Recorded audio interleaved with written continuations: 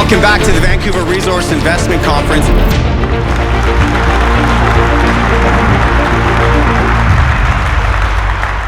Frank, I want to turn to you first.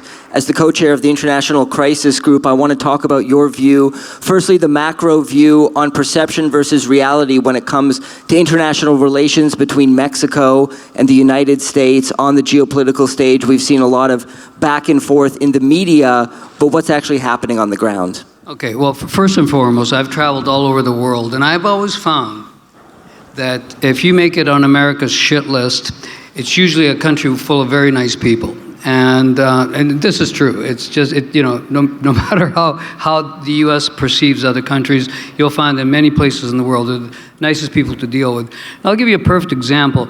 Colombia, where I've been doing business 35, 40 years, Colombia has a certain stigma about the narco days, about the ELN and the FARC and all of that.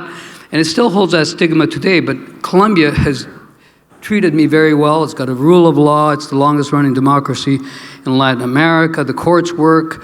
Congress has a proper balance with the administration. You get stuff done. All you have to do is make sure you treat the communities well. And that applies everywhere, including Canada. I think as far as Mexico is concerned, and with all apologies to Americans, but most Americans are clueless when it comes to Mexico. They can't get past the churros and the cartels when they look at Mexico. And in reality, Mexico is like the 7th largest manufacturer in the world. It's ahead of Italy, France, and the UK in terms of industrial production. It's one of the biggest exporters in the world. It has industry, very sophisticated industry, not just manufacturing and machinery. It's got electronics, aerospace, etc. It's a very sophisticated economy, and it's got a powerful military, second only to Brazil and Latin America. It's a real country that is run efficiently. Yes, it has its problems, as all countries, including Canada and the United States. All countries have different types of problems. But Mexico is a place where you can do business, and I think you'll hear from the rest of the panel, all the reasons why. And Javier, I think that leads to your story, building success in Mexico as a miner. Why don't you walk us through perception versus reality when it comes to the mining sector in Mexico? What are people getting wrong? And what would you say to those who say Mexico is uninvestable right now? Well, first, I would say that we have to accept that Mexico, as Frank was saying, we have issues that we need to resolve. No, it's true that we have, like, security is an issue. I mean, there's no secret about it. And cartel, it's a major problem. And it's a problem that has gotten worse, especially the last 6 years with the government that just recently left. Having said that, I mean, every time I go on the road, people reserve the last question to ask me about these Netflix stories about El Chapo and on all these stories, which it's sad to say it's true, but it's more sophisticated than what people watch on Netflix, right?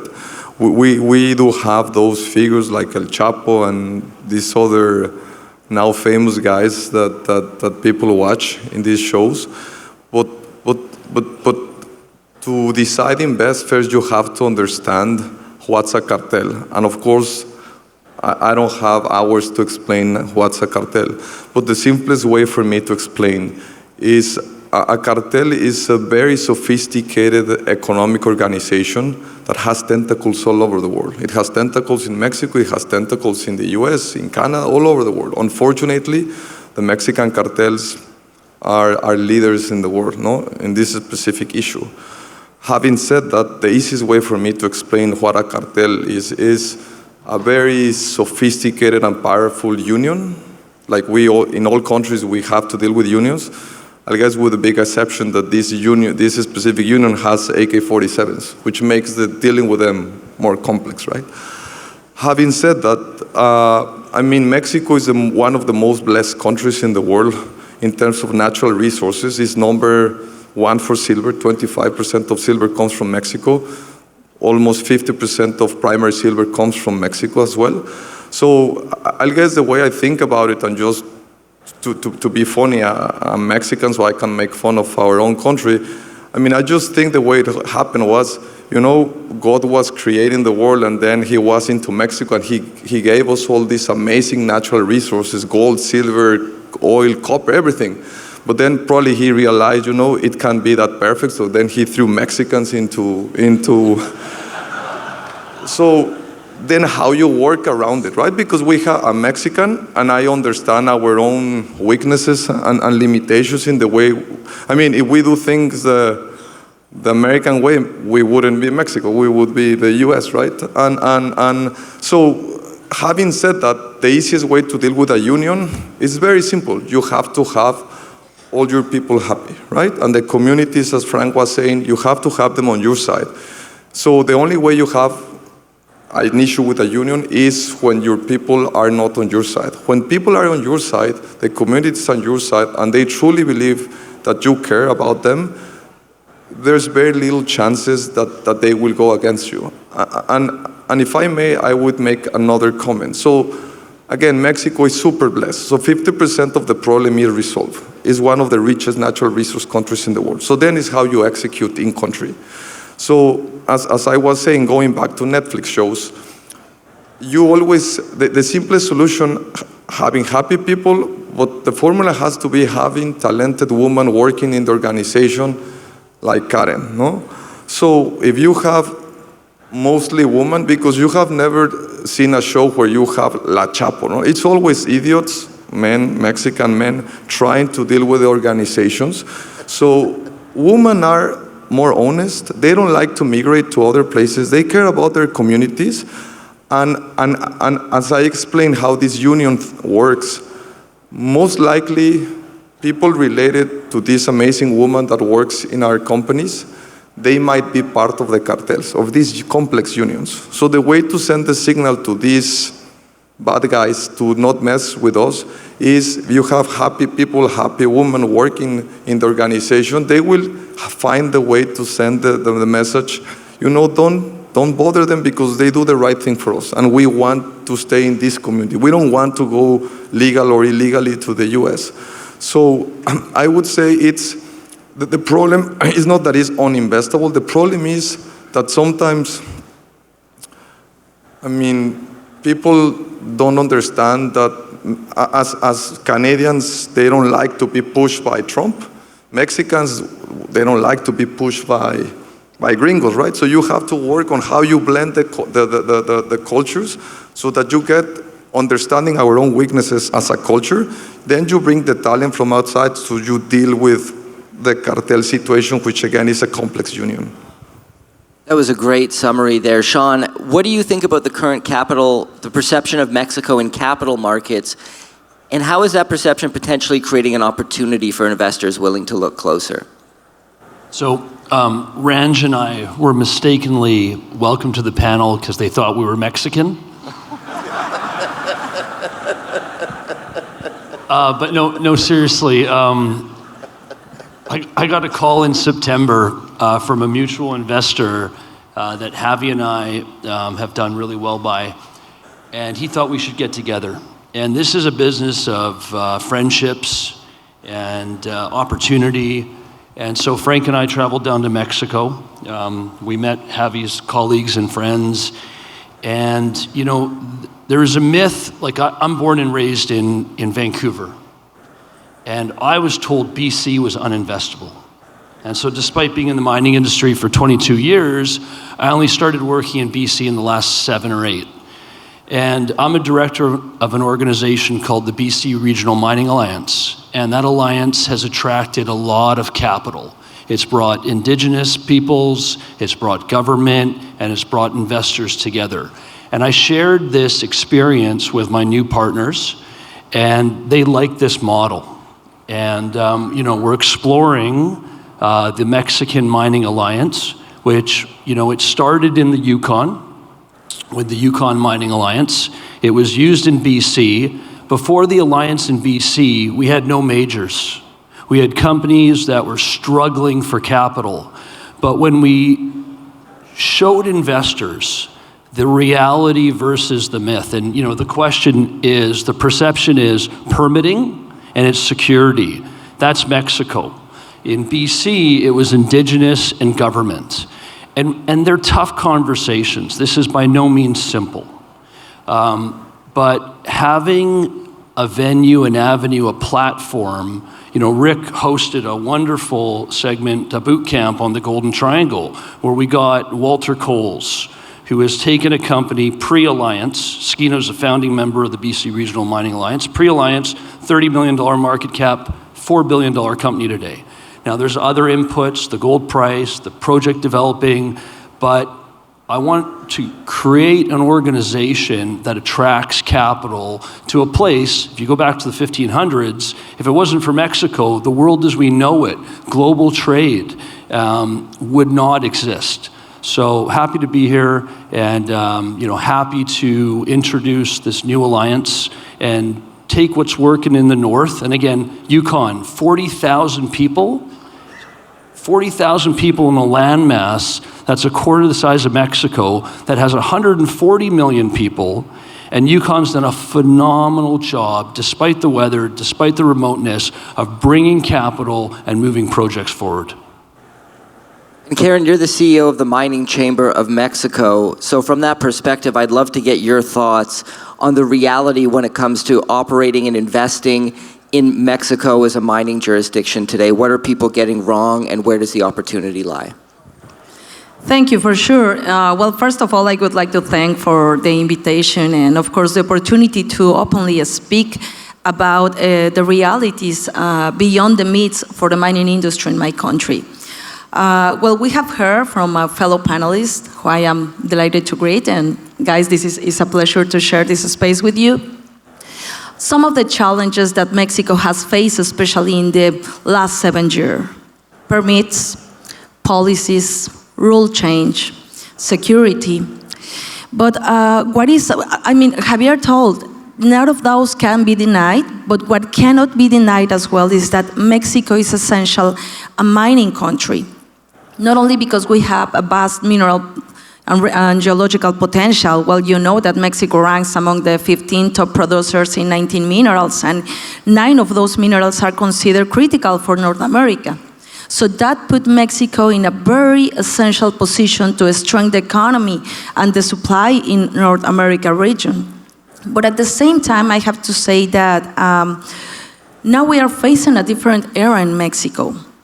The government authorities really open to discuss and to listen how to encourage responsible mining in my country. And, they have demand more actions in social matter, indigenous consultation, the best practices in environmental, and I'm pretty sure in this room, all of us are agree with that.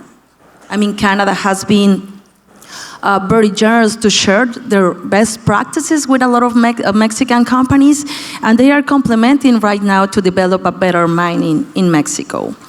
So just to give you, for example, the data of what we have done with the authorities since the point of view of the mining chamber. Well, first let me explain, maybe everybody knows, but the mining chamber in Mexico groups and represent the interest of the mining companies. We group around the 90% of the total of the value of the mining and metallurgical production in the country. And we have started a really open dialogue and a strong dialogue with the Minister of Economy and with the authorities. For example, on October of 2024, we started this new president administration with 197 pending environmental permits for mining companies. Today we have 55 pending permits. So it's a good advance, maybe not as fast as we would like, but we are moving in a good way.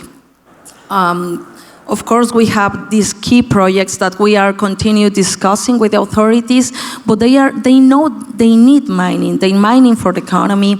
We made a very deep study in collaboration with the Economy Institute in Mexico. And, this study tried to show our government how mining is a supplier and the base of all the other industrial sector. So today we know that with exact numbers that mining is a supplier of 192 sectors in Mexico. So that put mining in the center of the economy. So the government need to improve the mining activity. They know they need to explore more Mexico. And I'm pretty sure this year is going to be a great year for mining in Mexico, you know. And of course, the only demand that they do is best practices to encourage our 696 communities where mining is present in our country. And I think that Mexico is still open to listen to this responsible mining and to encourage the investment in responsible mining. And Ranj, when you look today at the landscape when it comes to the mining sector in Mexico, what do you think is going right? What do you think could be improved, and what do you see as the potential opportunity there? Yeah, I mean, the way that I came into this role and conversation first is that I've joined the VRIC group about 3 weeks ago, so I'm the CEO of a company called Seva Mining, but part of the role will be to work with all the companies that are involved within the VRIC group on external relations, strategy. So when Sean reached out to me, it was really about the experience of working closely with great folks in the Yukon. Earlier today, there was a panel and talking about the jurisdiction, and that's all work that started in 2009, and it, you know, had a number of purposes. First, of course, it's investment, and the way to do that, that's been done in the Yukon, then again paralleled in British Columbia. First is dispelling the myths. It's really about educating people about what the opportunity is. Secondly, you have to ensure that the companies that are working in the jurisdiction align messaging. You have to be very surgical, because if there's 10 different companies telling 10 different stories, some of it accurate, some of it not, you're not going to be able to attract that investment. So that was the next step that was incredibly important. And for a Chamber of Mines, there's so much work, and there's such a diversity of interests in membership that you have a lot of things to tackle each and every day. But with an alliance, you have that ability to bring the companies together and come to an agreement upon where you're going to do your work. And that could be dispelling myths, it could be providing the proper information about the opportunities. So that's a key place. And then as it grows, you want to be lockstep with the Chamber and with the government. So if government's making decisions on future capital investment, infrastructure investment, policy change, it's incredibly important at the appropriate time for government to be working with the industry so they can communicate that to the broader world. So I think taking that model and integrating it into the work that's being done in Mexico is incredibly important, and that will really drive investment, but again, change a perspective that may exist that's not accurate. So that's the work through VRIC that we have the opportunity to do and look at best practices that's happening in Canada. Rick, you're a contrarian investor who loves to buy hate. So when it comes to the misperception of Mexico as a mining jurisdiction, do you see an opportunity there through a contrarian lens? Yeah, an enormous opportunity, frankly. Let's look at political risk. I would say that the biggest risk that you face in Mexico is political, just like Canada and the United States. People tend to equate political risk with risk they don't understand. One needs to ask oneself in a moral sense, is a campaign contribution a bribe? In other words, we need to be more even-handed and less cynical when we look at political risk. But more importantly, if you're a mining person or a mineral exploration person, it's convenient if you're looking at a jurisdiction that has minerals. I became really familiar with Mexico in the context of helping two great entrepreneurs put together two great companies, Silver Standard and Pan American Silver. If you were going to be in the silver business and you weren't going to be in Mexico and Peru, you were not going to be successful. That was your choice. Then Francisco Gold and a couple other gold exploration companies, early on in Mexico, the Mexican potential, particularly in epithermal golds, was insane. If you were going to deny yourself access to terrain that had minerals, irrespective of the challenge, you weren't going to succeed. There's a porphyry copper belt in Mexico called the Sierra Madre Occidental, despite the fact that they have Cananea, one of the world's foremost copper porphyry production. This is an unexplored belt. If you are looking for world-class porphyries, and you deny yourself the opportunity to look in one of the great unexplored copper belts in the world because of some odd sense of politics, you're crazy. I mean, you're just crazy. You have to go for where the minerals are. Now, there are problems. If you walk around the hall out here and you talk to, let's call them northern gringos, and they're purporting to operate in Mexico, one thing you can do is go up to the booth and say, ¿Usted si habla español? What you find is that a lot of gringos who explore in Mexico can't speak Spanish. In fact, they can't even properly pronounce Mexico. So I think to the extent that you go down to Mexico and you want to invest, you need to be smart enough to involve Mexican partners. That isn't to say that gringos haven't successfully operated down there. Alamos Gold has been successful. The friend of all of us, First Majestic has been successful. Agnico Eagle has been successful. But mostly you understand local peculiarities by hanging out with locals. I'm delighted to hear what Javier said about the cartels. My friend formerly in government might disagree, but in Mexico, the cartels are the local government. It's sort of like the First Nations might be in northern BC. My own experience is that the cartels want to get along with the local community. They have an unfortunate habit of negotiating with 2,200, 180 grains of lead at 2,200 feet per second through the temple. So you have to negotiate with them correctly. I'd rather Javier did that than me, frankly. But the bottom line is, despite the challenges, you can overcome those challenges. I've been lucky enough in my life to mostly invest in Mexico with Mexican families who've saved me the worst parts of my own ignorance. And I understand perfectly that if I care about silver, I have to go where silver is. If I care about gold, I have to go where gold is. If I care about VMS, I have to go where VMS deposits are. And for me, that's Mexico. I also grew up in rural California. I grew up in a farming family, and I became very, very, very familiar with the incredible capabilities of a Mexican labor force. In California agriculture, despite what Orange Julius might say, if we didn't have access to Hispanic people in California, the whole continent would starve. The current political hostility and idiocy towards Mexico mercifully will pass. The president of Mexico, eventually the Mexican people will thank and excuse her. The President of the United States will be thanked and excused. Hopefully, even at age 73, I'll be around for that changing of the guard. And anyway, I've said it. You know what I have to say. And Frank, as the CEO of the Fiore Group, how are you looking at the opportunity set that Mexico presents right now? And what areas of the country do you think present the greatest value proposition? First, muchas gracias, Ricardo. Is that Italian, Frank?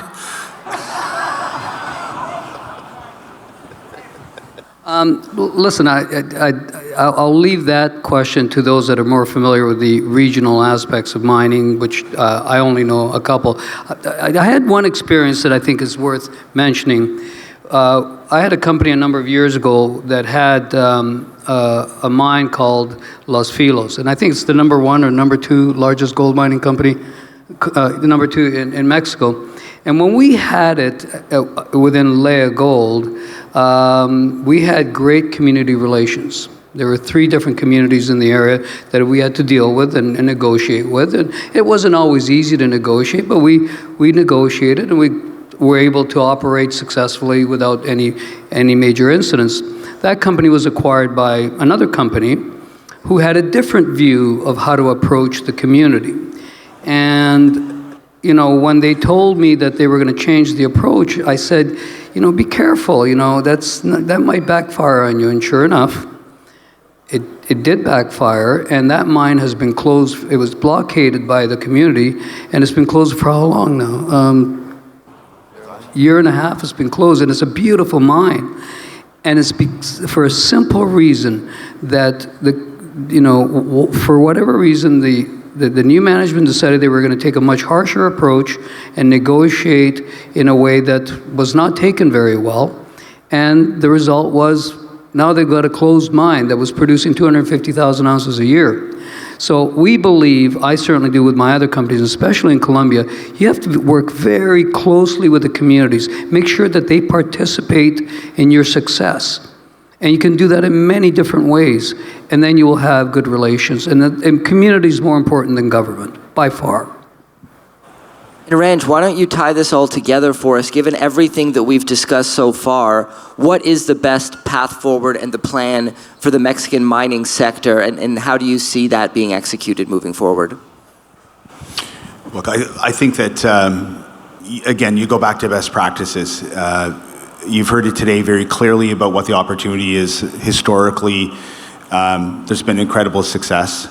It's aligning the current players that are moving into Mexico or that are working in Mexico, and we've talked about some of the best companies in the world that are already operating there.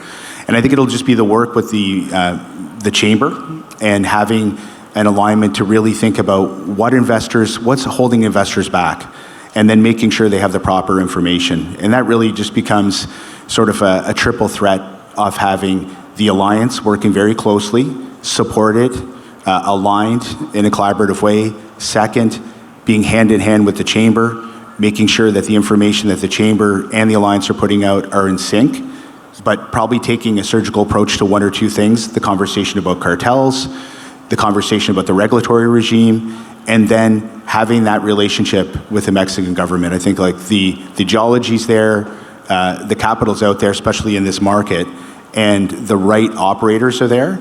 But it's going to just be the hard work of continuing that communication, and you have to be really repetitive. It's the same as politics, you know. You have to say it over and over again in every corner, globally, in order to make sure that people understand what's really there.